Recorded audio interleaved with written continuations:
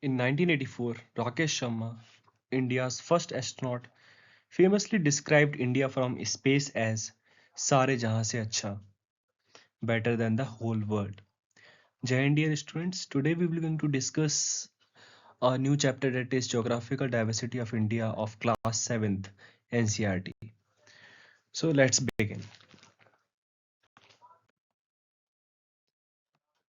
In this particular video, we will going to discuss about India as a diverse country, different landform features and climates, how the geographical diversity will going to shape culture and lifestyle of India.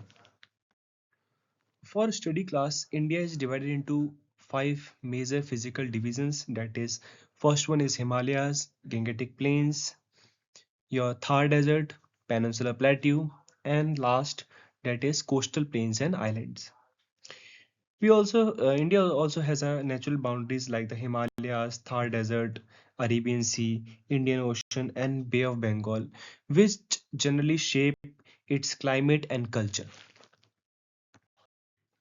Now, first one is Himalayas. If we talk about Himalayas, the Himalayas formation was because of the India. India's part of Gondwana land and it was near Africa. So when the Gondwana land will going to strike with the part of the your Eurasia, then the Himalayas will going to form. Thus, we can see that it has the highest mountain ranges. Uh, Himalaya is also a source of major rivers and it is also acting as a natural barrier. Because as we know in summer, Himalayan snow melts to feed major rivers like Ganga, Indus, Brahmaputra, thus supporting millions with water for daily life and farming, and hence called the water tower of Asia. Himalayas have three main ranges. First one is Himadri, that is Greater Himalayas. They are snow covered here. On peaks like the Everest are there, few people will going to live here. Next is your Himachal, that is lower Himalayas. Here the climate is moderate, rich in biodiversity, and we generally see popular hill stations here like Shimla and Darjeeling. Last one is your Shivalik Hills, that is outer Himalayas.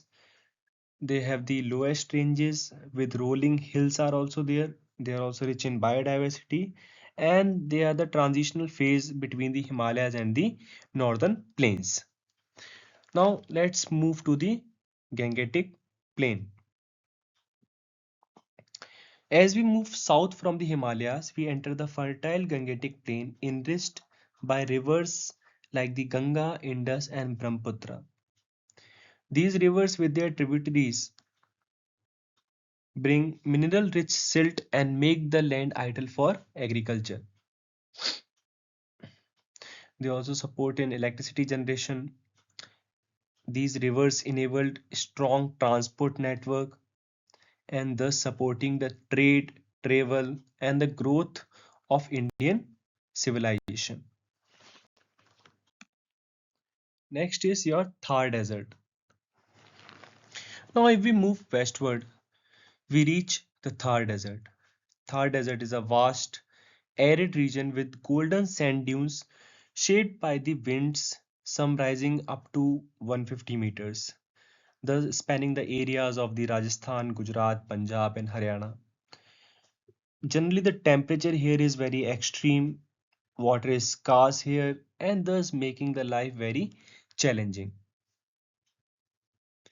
But people have adopted with unique lifestyles using like minimal water and practicing traditional conservation methods like the storing rainwater in tankas and kunds, and thus it also focuses on the resourcefulness, that is a reminder to value every drop of water.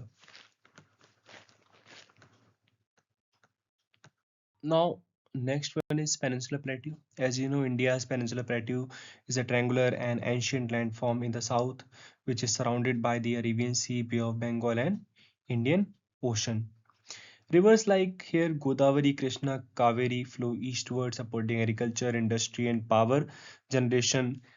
This peninsula plateau is rich in minerals, forest, fertile land, and region is also vital for the India's economy.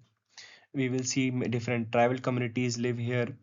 Thus, we can also see that it's the river scenes are there, like the waterfalls, which will going to aid in irrigation, also in hydroelectricity generation, and so on.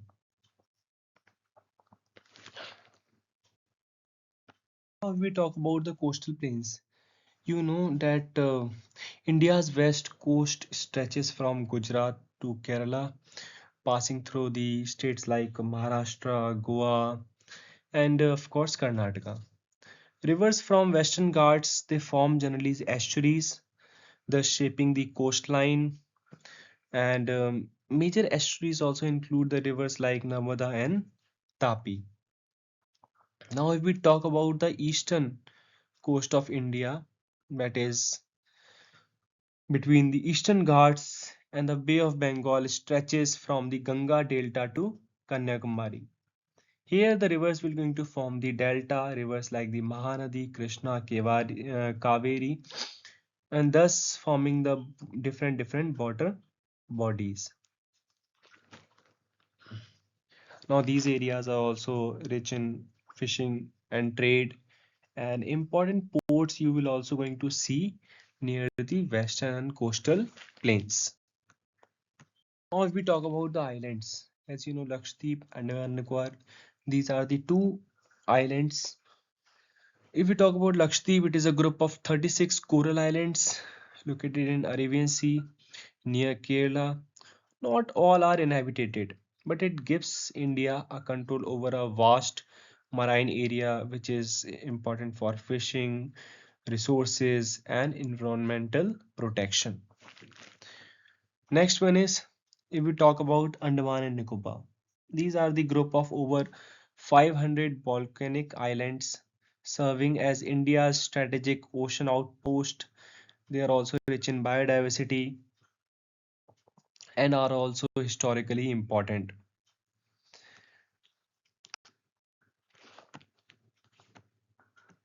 Now, before wrapping up, this was the short introduction about the chapter. You can also go into the textbook of NCERT and see the different UNESCO sites mentioned there. For example, one of the important UNESCO site is the Sundarbans.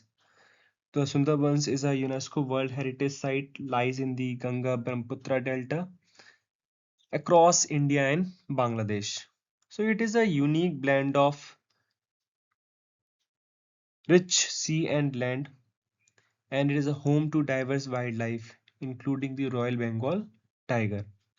So different flora fauna are mentioned here, which are very important for the biodiversity.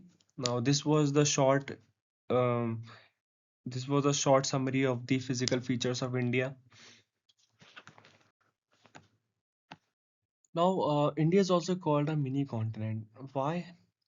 Because its features like a wide variety of major landforms within its boundaries are present, including mountains, plains, desert, your coastal areas, and the islands also. And that's why India is also called a mini continent. So, this was the short summary of the chapter Geographical Diversity of India. Thank you.